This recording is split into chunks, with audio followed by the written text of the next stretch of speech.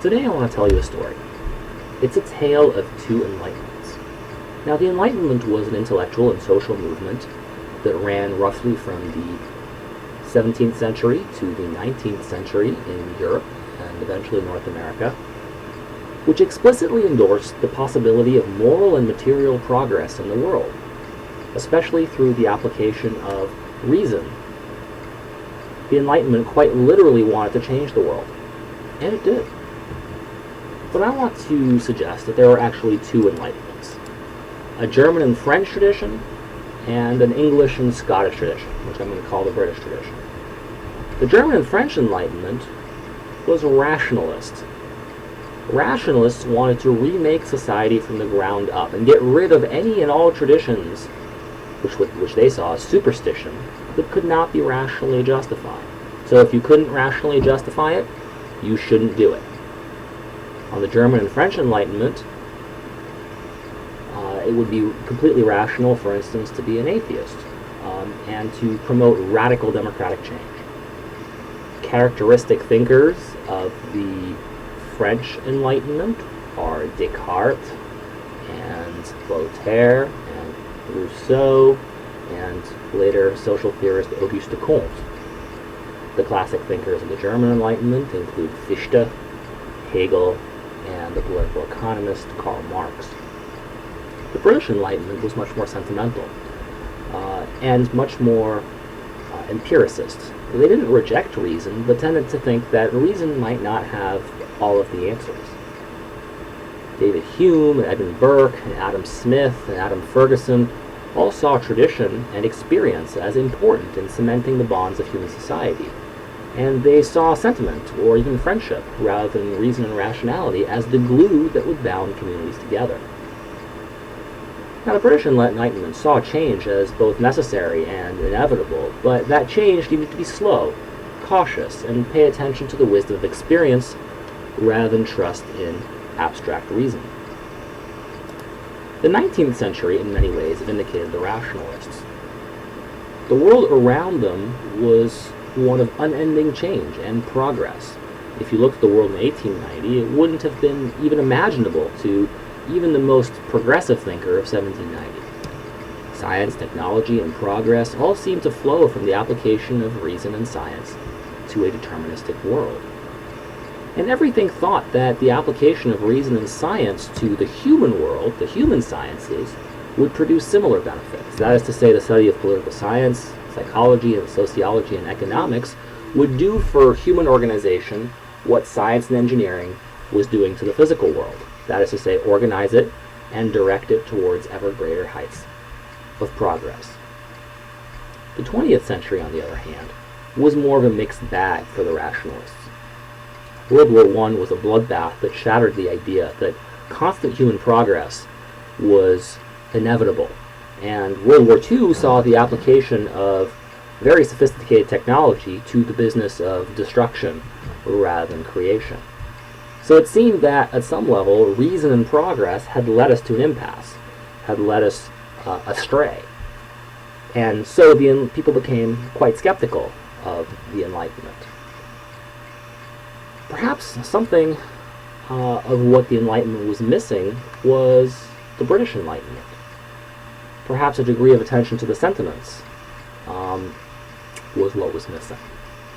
In any event, the faith in social engineering that was characteristic of the 20th century also became under attack. People started realizing that people were very different than the atoms of physics. People have a mind of their own and something like free will, and they don't always do what they're told. As a result, people cannot be as easily organized in society like cogs in a machine. In many ways, the failures of fascism and later communism revealed that the industrial factory, with its strict hierarchy and simple priorities and goals, wasn't a good metaphor for society, where people have very different goals, and efforts at organizing society often had unpredictable or unhappy consequences. Maybe the factory was good for production and the army was good at destruction, but the business of life, with its many goals and values, was not a thing to be organized like an army or factory.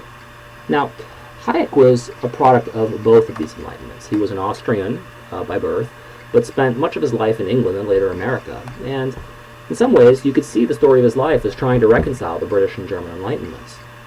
He spent World War II in London before moving to the United States, where he taught at the University of Chicago.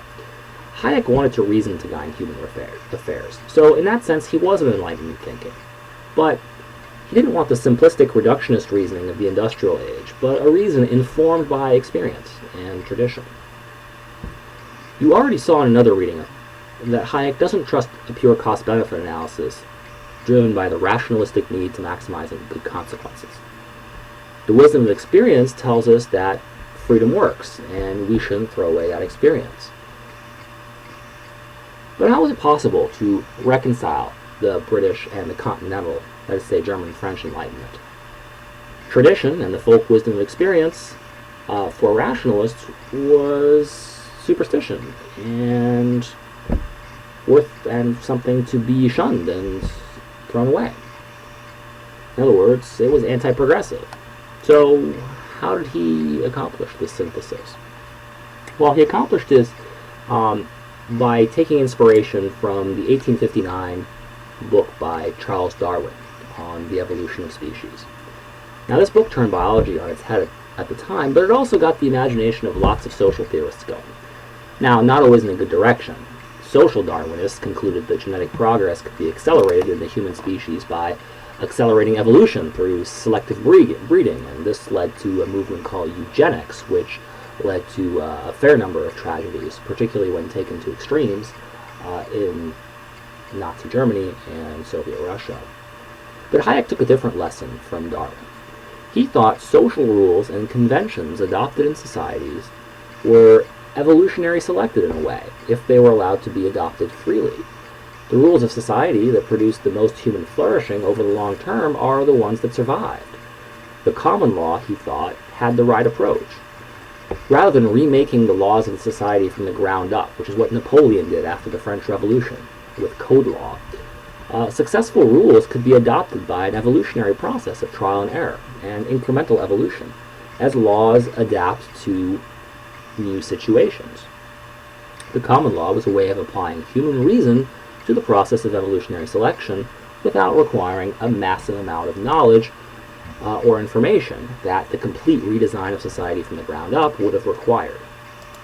So, society, the economy, and law belong to the realm of the spontaneous order, the cosmos in Hayek's terminology, rather than the realm of designed and created orders, the realm of taxis. The problem with the rationalist Enlightenment or philosophies of the French and German Enlightenment was not that they wanted progress. The problem was a kind of epistemic or conceptual confusion. They ended up equivocating between two rival senses of the word order. Equivocating here means that they ended up using two senses of a word, or they used the same word to mean two different things. So it's a mistake. It's a conceptual mistake. They assume that because many types of order that we see every day are designed orders, that those orders and that these designed orders can be made to obey the rational principles of a single organizing mind, that all orders must be designed for them to be rational and therefore worthy of our trust. Order, says Hayek, does not have to be designed. It's a pattern of phenomena that we can observe in the world that obeys regularities. Order just means predictability. We have order in our lives to the extent that our world is predictable. Some orders are what you might call deterministic, in the sense that they're 100% regular. Gravity, for instance, on Earth works exactly like that. Other orders are less deterministic, but still predictable. When you throw a ball at someone, they're likely to catch it. They don't always catch it, but it's still quite predictable that when you throw, frequently, a catch will occur.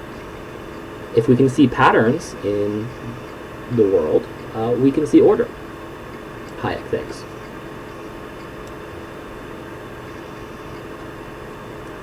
At the end of the day, Hayek thinks that patterns can exist in the social world without design. That is to say, order can exist without design. And that's his central insight.